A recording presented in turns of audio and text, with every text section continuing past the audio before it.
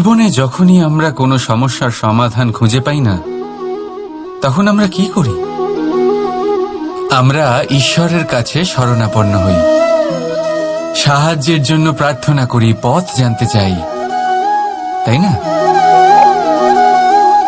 কিন্তু আপনি কি কখনো ভেবে দেখেছেন একটা পাথরকেও ঈশ্বরের মূর্তি হওয়ার জন্য কতটা পরিশ্রম করতে হয়েছে? কতবার হাতুড়ির ঘা সহ্য করতে হয়েছে, ছেনির ঘা সহ্য করতে হয়েছে, তারপর আমাদের সামনে সে ভগবান রূপে আবির্ভূত হয়েছে।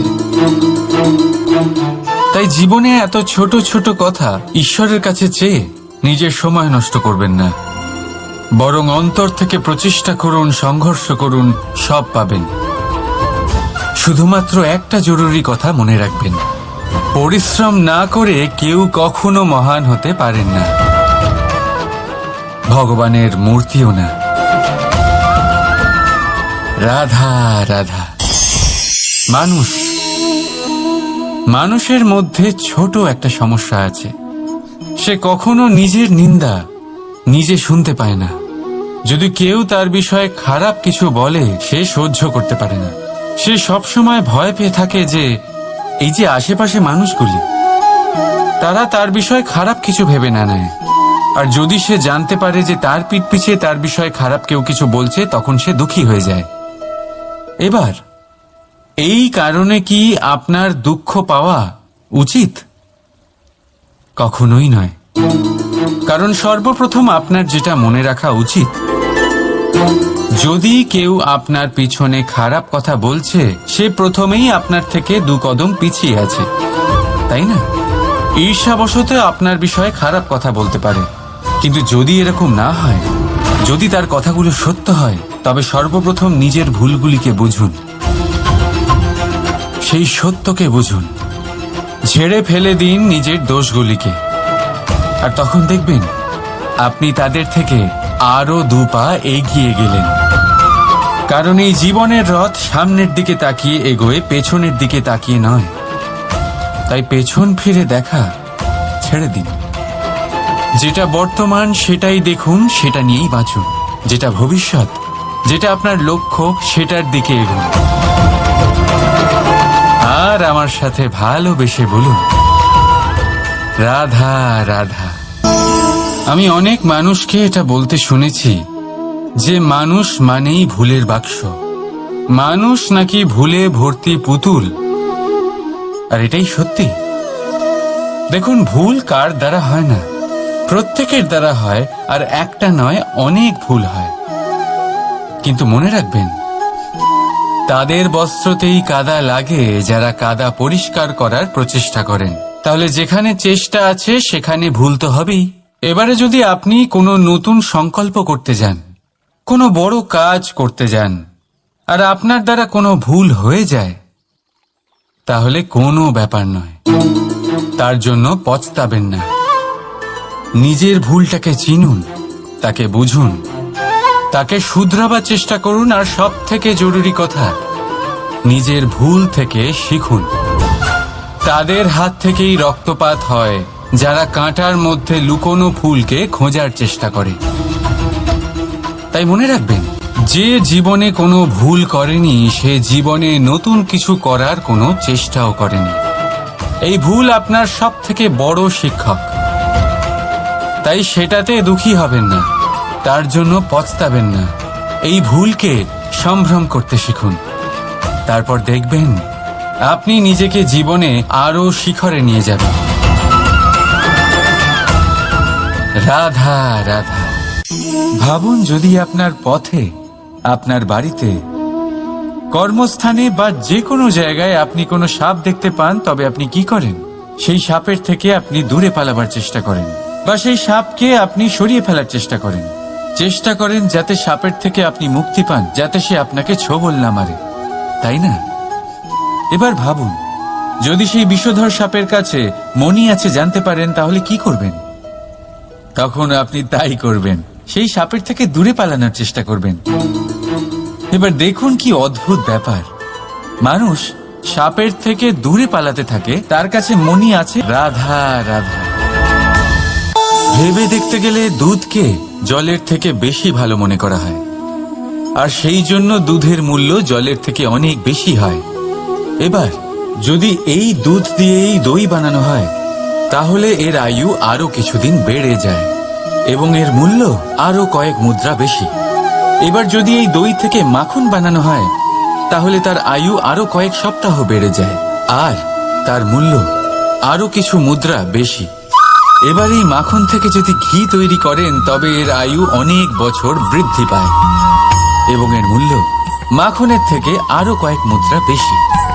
এবার এই সব কিছুর মূলে দুধই আছে, কিন্তু এদের সকলের আয়ুতে এদের মূল্যে এত তফাৎ কেন? তার কারণ এই যে দুধকে দই হওয়ার জন্য অনেক কষ্ট সহ্য করতে হয়, দইকে মাখন হওয়ার জন্য লাঠির আঘাত সহ্য করতে হয়, আর মাখনকে ঘি হওয়ার জন্য বহু ঘন্টা ধরে আগুনের তাপ সহ্য করতে হয়। তারপর গিয়েই মাখন ঘি হয়, তারপরেই এর আয়ু বাড়ে এবং মূল্য বৃদ্ধি পায়। এবার আমরা মানুষেরাও সবাই সমান দুধের মতো, কিন্তু মহান সেই হয় যে কঠিন পরিস্থিতির মুখোমুখি হয়, যে বিপদের মোকাবিলা করে, যে এই প্রতিযোগিতাগুলোয় সফল হয়। এই সব করলে তবেই জীবনে অগ্রসর হতে পারবে, তবেই জীবনে আপনার যশের আয়ু বৃদ্ধি পাবে, আর তখনই এই সংসার আপনাকে মহান মনে করবে। রাধা রাধা। চাপ আর ভার, এই দুটো শব্দ আপনাদের খুব চেনা লাগছে তো? এই সংসারে প্রত্যেক ব্যক্তির জীবনে চাপ আর ভার থাকেই, কিন্তু সবাই সেটা নিয়ে তা করতে পারে না যা করা উচিত। এই চাপ আর ভার অপসারণের বদলে সে সেই চাপেই বন্দী হয়ে থেকে যায়।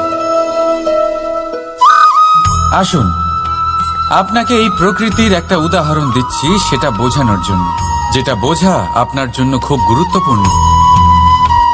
কখনো কোনো বৃক্ষ নিশ্চয়ই দেখেছেন, সেখানে আপনি ফুলও দেখেছেন, ফলও দেখেছেন। কোনো ফুলকে হাতে চেপে ধরুন, তা থেকে সুগন্ধ বেরোবে যা আমাদের ভালো লাগে। কোনো ফল হাত দিয়ে চেপে দেখুন, তা দিয়ে রস বেরোবে, সেটাও আমাদের ভালো লাগে। অর্থাৎ চাপ আর ভার আমাদের জীবনে যে কোনো পরিস্থিতিতে, যে কোনো সময়, যে কোনো মুহূর্তে আমাদের ভাঙার জন্য নয়, এ আসে আপনাকে এটা জানানোর জন্য যে আপনাকে নিজেকে আরো বেশি প্রেরিত করতে হবে, আরো বেশি পরিশ্রম করতে হবে, আপনাকে সর্বশ্রেষ্ঠ হতে হবে। তাই কখনো এই চাপ আর ভার থেকে দূরে পালাবেন না। ভেবে নেবেন এরা জীবনের একটা অঙ্গ, তাদের ধনাত্মক রূপে দেখতে শিখুন।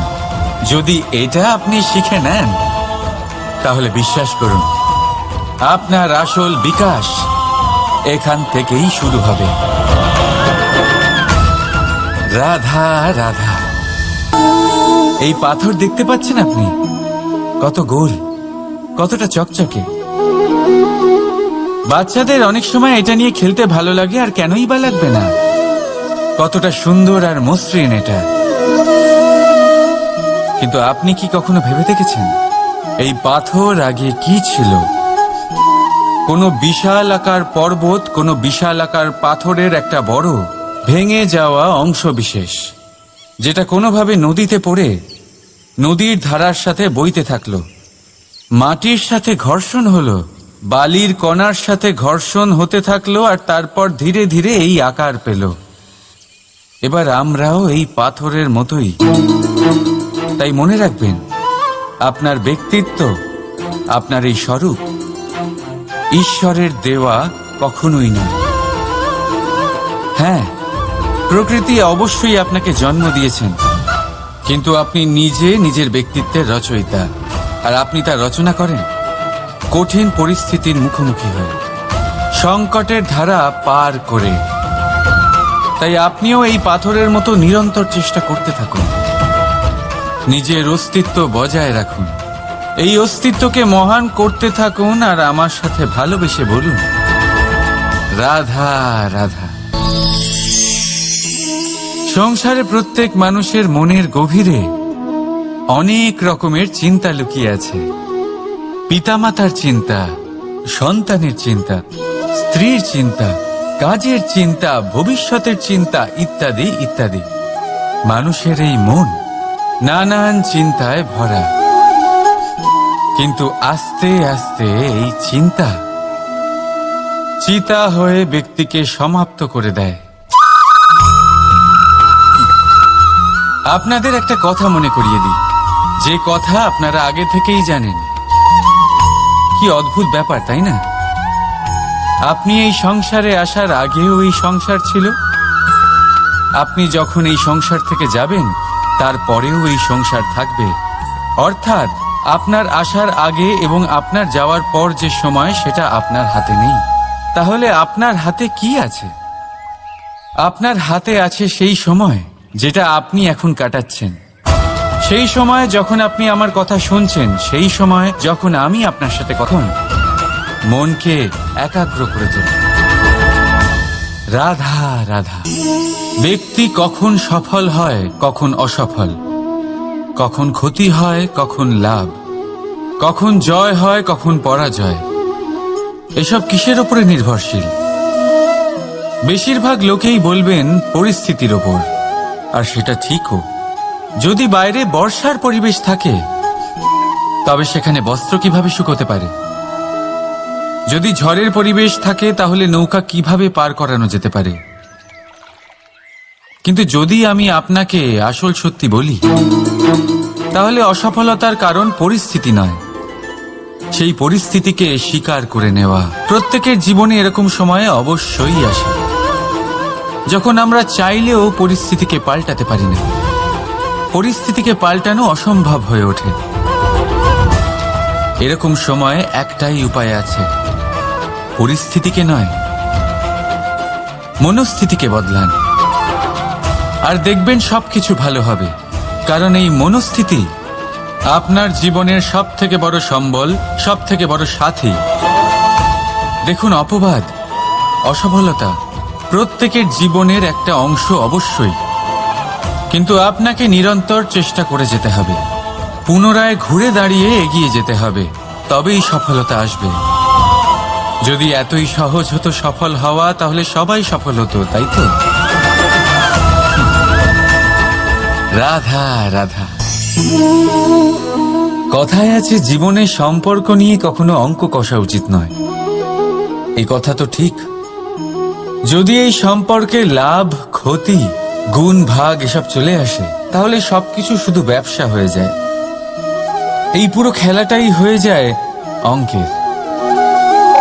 আর এই জীবন নিশ্চিত রূপে অঙ্ক কষা নয়। এই জীবনে আনন্দকে বাড়ানো, কষ্টকে কমানো গণিতের খেলা নয়, ব্যবহার আর প্রেমের খেলা। কখনো কারোর মাথায় হাত রেখে তাকে শুভেচ্ছা জানালে হয়তো সেটা তাকে রাধা রাধা। সূর্য এই সংসারে সব থেকে বেশি তেজস্বী, এই সূর্য সব থেকে বেশি উজ্জ্বল, সব থেকে বেশি শক্তিশালী। কিন্তু আপনি কি কখনো সূর্যোদয় দেখেছেন? এই শক্তিশালী সূর্য কিভাবে উদয় হয়? লাল রঙের আভার সাথে, সৌম্যতার সাথে, শান্তির সাথে উদয় হয়। কখনো সূর্যাস্ত দেখেছেন? সেই লাল রঙের আভা, সেই সৌম্যতা, সেই একই শান্তি। আর এটাই একজন মহান ব্যক্তিত্বের গুণ। যখন জীবনে উত্থান ঘটে, তখনও অহংকার করেন না, সৌম্যতা বজায় রাখেন। আবার যখন জীবনে মুহূর্ত অবশ্যই চলে যাবে। রাধা রাধা। আসুন আজকে আমরা কথা বলি ভাষার বিষয়ে। এই ভাষা কত অদ্ভুত এক শক্তি, কিন্তু কখনো কখনো আমরা এই তর্কে লিপ্ত হয়ে যাই যে কোন ভাষা সর্বশ্রেষ্ঠ। কখনো কখনো এই সমস্যায় আটকে পড়ি, যখন সামনের জনের ভাষা ভিন্ন আর আমাদের ভিন্ন, না আমরা তার কথা বুঝতে পারি, না সে আমাদের। আচ্ছা ঠিক আছে, কিন্তু কেউ আমাকে এটার মানে স্পষ্ট করে বোঝান। সূর্যমুখী। সূর্যের কিরণের কোন ভাষা সে বুঝতে পারে যে সূর্য ওঠার সাথে সাথে সেও ফুটে ওঠে? চকর। চকরের কাছে এমন কোন ইন্দ্রিয় আছে যে সে চাঁদের শীতলতা অনুভব করতে পারে? গরু এমন কোন? রাধা রাধা। বিপদ। বিপদের কথা শুনলে আমরা সবাই সচেতন হয়ে যাই। এই সংসারে এরকম কোনো প্রাণী নেই যে বিপদে পড়েনি, যে বিপদে ঘিরে থাকেনি। এবার কেউ কেউ বিপদের মুখোমুখি হয়ে বিজয় লাভ করেছে, কেউ কেউ তা পারেনি। কিন্তু বেশিরভাগ লোকেই বিপদের এই সময় কেটে যাওয়ার পরে বিপদের বিষয়ে ভুলে যায়, আর এটাই তার সব থেকে বড় ভুল হয়। বিপদের সাথে জড়িত এই তিনটি কথা সব সময় মনে রাখবেন। প্রথম, যেতে দেবেন না। তাহলে বিপদের সাথে জড়িত এই তিনটি কথা যদি আপনি মনে রাখেন, তাহলে বিপদ ভুলেও কখনো আপনার জীবনে আর আসবে না।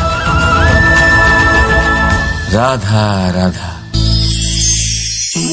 সফলতা, অসফলতা, এই দুই প্রত্যেকের জীবনের এক অভিন্ন অঙ্গ। কিন্তু সফলতা আর অসফলতার থেকেও বেশি আর গুরুত্বপূর্ণ বিষয় তার থেকে পাওয়া শিক্ষা, যা বেশিরভাগ মানুষই বুঝতে পারে না। এবার দেখুন না, যখন আপনি জীবনে সফল হন, আপনার আপনজনেরা, আপনার বন্ধুরা জানতে পারেন আপনি কে, আপনার সামর্থ্য কি। কিন্তু যখন আপনি অসফল হন, তখন আপনি জানতে পারেন আপনার বন্ধুকে, আপনার আপনজনকে। কেমন অদ্ভুত ব্যাপার, তাই না? সময় আমরা কেউ দেখতে পাই না, কিন্তু এই সময় আমাদের অনেক কিছু দেখিয়ে দেয়। সেই জন্য এই সময়কে আর এই সফলতাকে সমানভাবে দেখুন, সমান দৃষ্টিতে দেখুন, আর এই দুজনকেই সম্মান করুন। জীবনে আপনি অনেক কিছু শিখবেন, জীবনে আপনি অনেক দূর এগোবেন। রাধা রাধা। বন্ধুত্ব। সংসারের সব থেকে বড় সম্পর্ক এই বন্ধুত্ব। জীবনে মা, বাবা, ভাই, বোন, এইসব সম্পর্ক আমরা বাঁচতে পারি না, কারণ এগুলি আমরা জন্মের সাথেই পাই। কিন্তু বন্ধুত্ব একটাই এমন সম্পর্ক যেটা আমরা বাছাই করতে পারি, যা আমরা বানাই, যা আমরা এগিয়ে নিয়ে যাই। তাই এই বন্ধুত্ব নিয়ে গর্ব করুন। যাকে আপনি বন্ধু বেছেছেন তাকে নিয়ে গর্ব করুন। যদি আপনারা দুজনে একসাথে থাকেন, তাহলে সেটা নিয়ে গর্ব করুন। যদি আপনার বন্ধু জীবনে এগিয়ে যায়, সফলতা পায়, তাহলে গর্ব করে বলুন, এই সফল মানুষটি আমার বন্ধু। যদি আপনার বন্ধু কোনো কারণে পিছিয়ে পড়ে, কোনো বিপদে পড়ে যায়, তখনও গর্বের সাথে তার পাশে দাঁড়িয়ে বলুন যে এই মানুষটি আমার বন্ধু। বন্ধুর সাথে একজোট হয়ে দাঁড়িয়ে থাকুন, যে কোনো পরিস্থিতিতে, সেটা ভালোই হোক বা খারাপ। এটাই মানুষের সব থেকে বড় পরীক্ষা। আর যে এই পরীক্ষায় উত্তীর্ণ হবে, বুঝে নেবেন তার জীবনে কোনো বিপদ আসতেই পারবে না, তারও না, তার বন্ধুর জীবনেও না। তাহলে আসুন আর আমার সাথে ভালোবেসে বলুন, রাধা রাধা। নির্মাণ করতে গেলে প্রথমে ভাঙনের জ্ঞান অত্যন্ত আবশ্যক। তার উদাহরণ আমি দেব এর দ্বারা।